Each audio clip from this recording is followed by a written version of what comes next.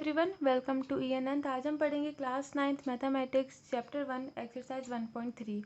शुरू करते हैं 1.3 के इंट्रोडक्शन के साथ। Real number and their decimal expansion. हम जानेंगे रियल नंबर के बारे में और उनके डेसिमल एक्सपेंशन के बारे में।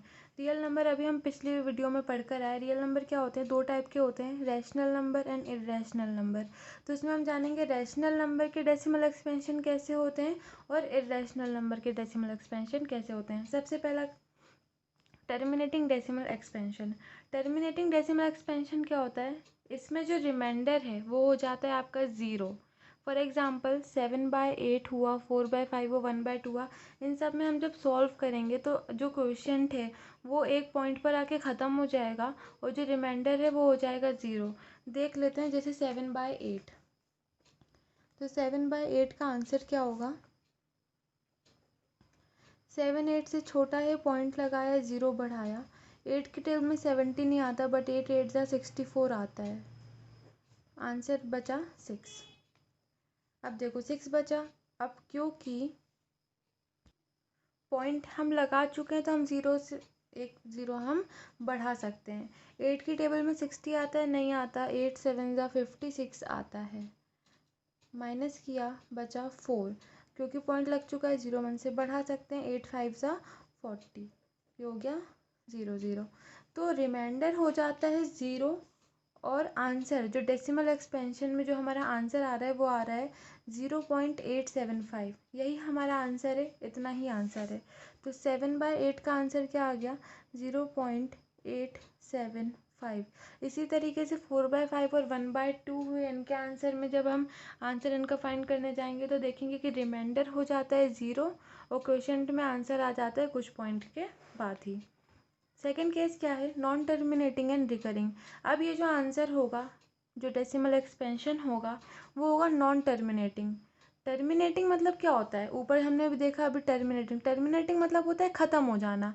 तो ऊपर वाले में हमने क्या देखा कि पॉइंट के बाद आंसर कुछ नंबर के बाद ख़त्म हो जा रहा है। बट सेकंड वाला केस क्या है? Non terminating and recurring.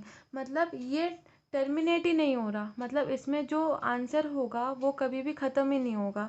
और रिकरिंग मतलब रिपीट होता जाएगा, बारी बारी क्या होगा?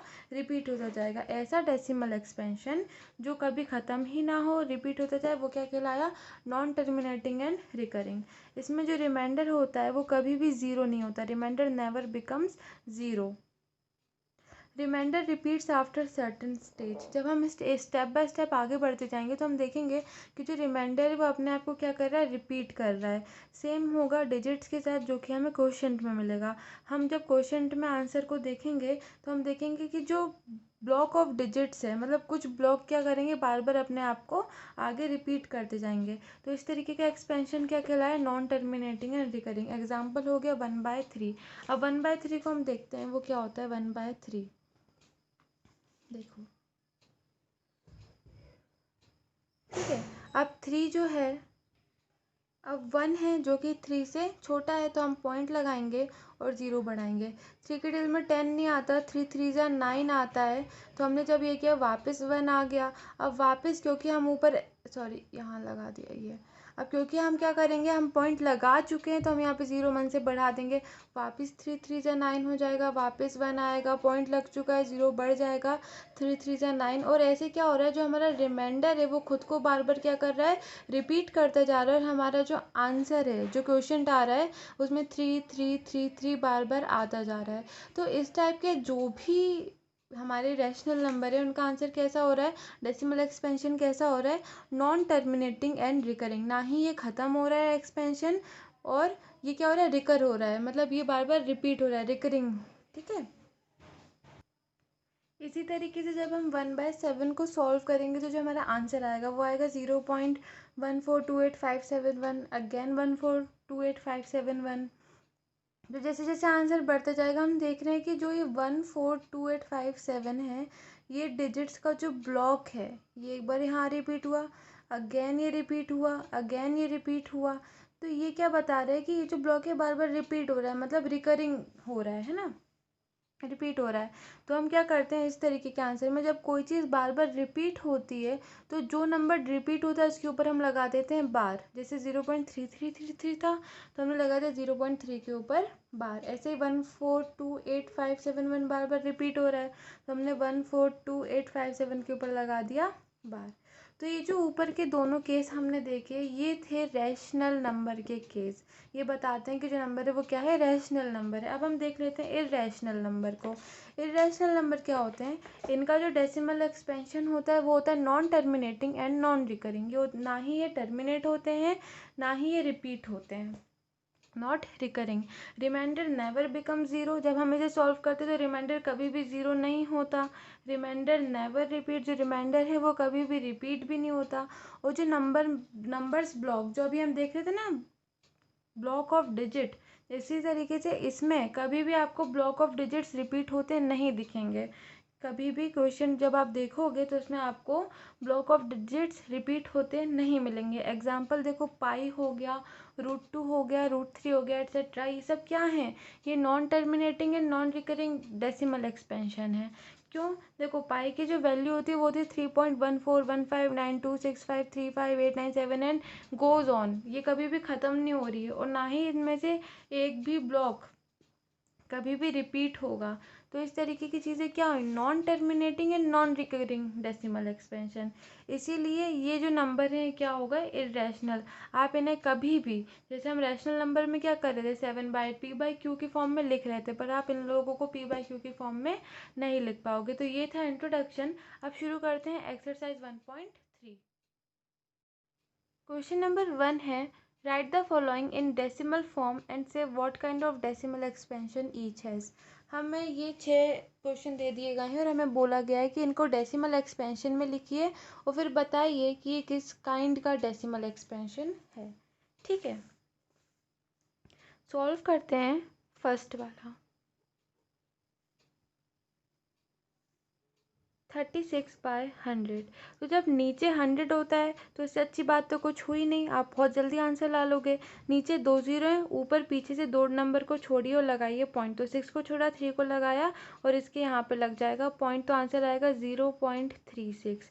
अब देखो पॉइंट के बाद जो डिजिट हैं वो क्या हुए, ख़त्म हो गए, इसके आगे आंसर नहीं गया। 0.36 हमारा आंसर आ गया। तो इसलिए ये किस तरीके का एक्सपेंशन हुआ, टर्मिनेटिंग। ओके, ये था फर्स्ट। सेकंड क्या है, 1/11। अब 1/11 को हमें करना पड़ेगा सॉल्व कि ये टर्मिनेटिंग है या नॉन टर्मिनेटिंग एंड रिकरिंग है। तो रफ वर्क में हम देखेंगे, 11 को यहाँ लिखा, 1 को यहाँ लिखा। देखो 1 जो है वो है 11 से छोटा, तो पॉइंट लगाया, 0 बढ़ाया। अभी भी काम नहीं चलेगा क्योंकि 10 भी 11 से छोटा है, तो वापस 0 लगा के नीचे 0 बढ़ाया। अब 11 में 100 से छोटा आता है 99, जो कि आता है 9 बार में। ये आ गया 99, माइनस किया, आंसर आ गया, वापस 1 आ गया। अब देखो ऊपर पॉइंट है, मैं नीचे 0 मन से बढ़ा सकती हूँ। तो 11 है, 10 है, एक और 0 लगाऊंगी तो 100 होगा। अगेन 9 लगाऊंगी तो क्या आएगा आंसर, 99 आएगा। माइनस करूंगी वापस 1 आ जाएगा, राइट। अब मैं वापस 0 बढ़ाऊंगी, नीचे 0 और एक बना बढ़ा दूंगी, फिर ऊपर 0 बढ़ाऊंगी, एक और 0 बढ़ाऊंगी, अगेन 9 से करूंगी 99। तो ये क्या है, ये आंसर बार बार बढ़ता जाएगा, रिमाइंडर में मुझे 1 बार बार मिलता जाएगा। तो इसका जो आंसर होगा वो मैं कैसे लिखूंगी, 0.09090909 बार बार ना लिख के 09 के ऊपर लगा दूंगी बार। और इसका जो टाइप है, जो काइंड है, वो है नॉन टर्मिनेटिंग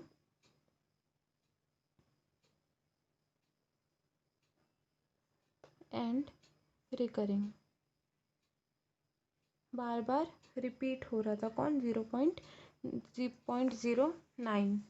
थर्ड देख लेते हैं, 4 1/8। पहले तो इस मिक्स्ड फ्रैक्शन को सॉल्व करते हैं। 8 4 जा 32, 32 + 1 33, तो ये हो गया 33/8। अब हमको इसे भी सॉल्व करना पड़ेगा, तो इसको सॉल्व कर लेते हैं रफ वर्क में।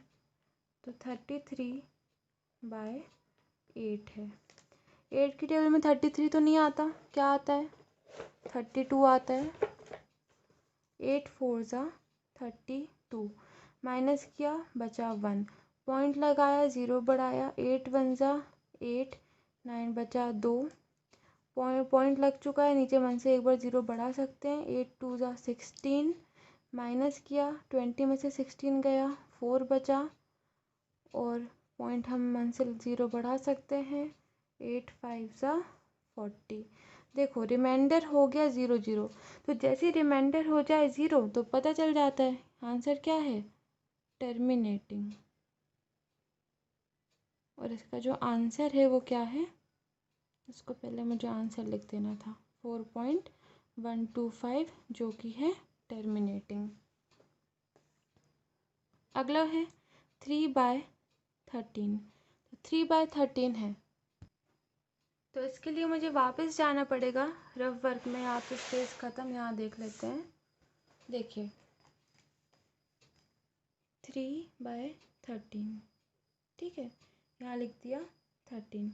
अब देखो पॉइंट है, पॉइंट लगाया 0 बढ़ाया, 13 2 ज़ा होता है 26, ठीक है। अब 26 को इसमें से माइनस करेंगे, बचेगा 4, पॉइंट लग चुका है 0 में, 1 से बढ़ा सकती हूँ।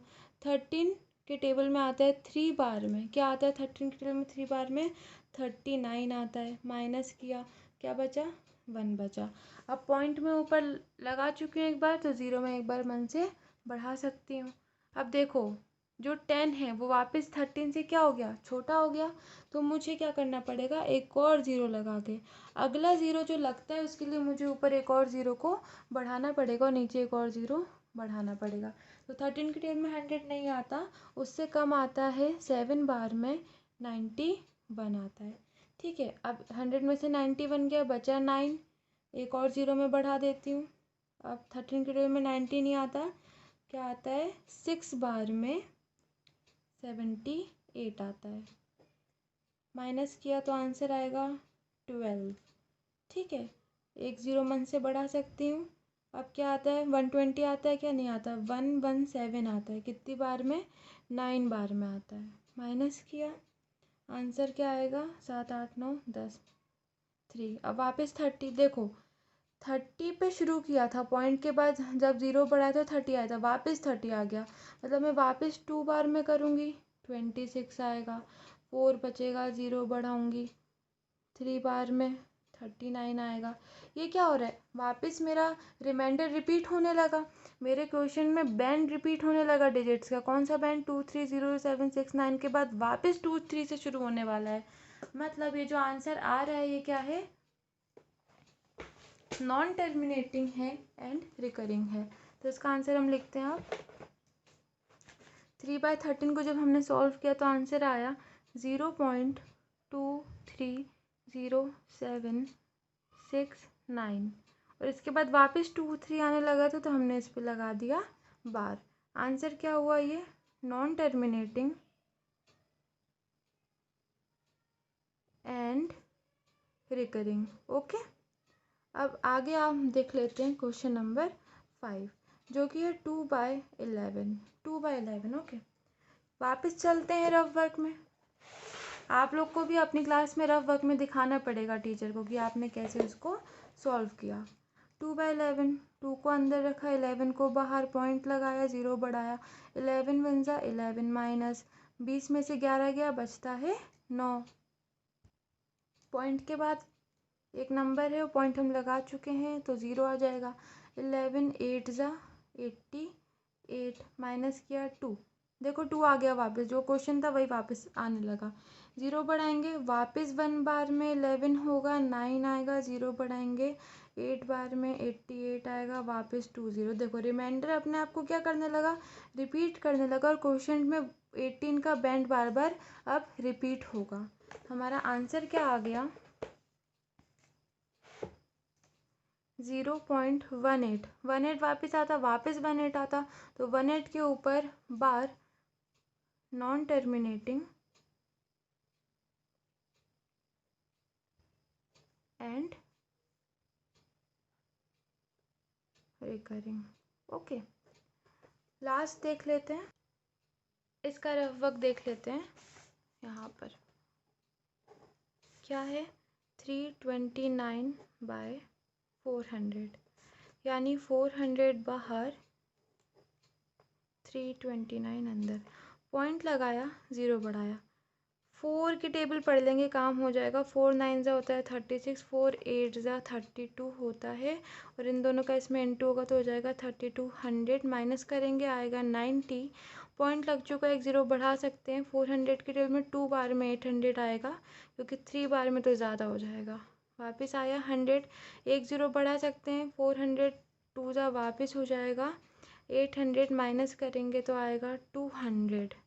एक ज़ीरो बढ़ाएंगे तो देखो 400 5 ज़ा 5 4 ज़ा 20, और ये 2 ज़ीरो, ये हो गया पूरा 0 0 0। तो आंसर क्या आया इसका 0.8225।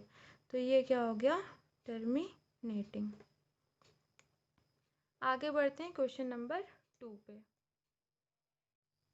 देखिए क्वेश्चन नंबर 2 है, इसमें हमें ये कह रहा है कि 1/7 की वैल्यू हमें पता है क्या होती है 0.142857 पे बार।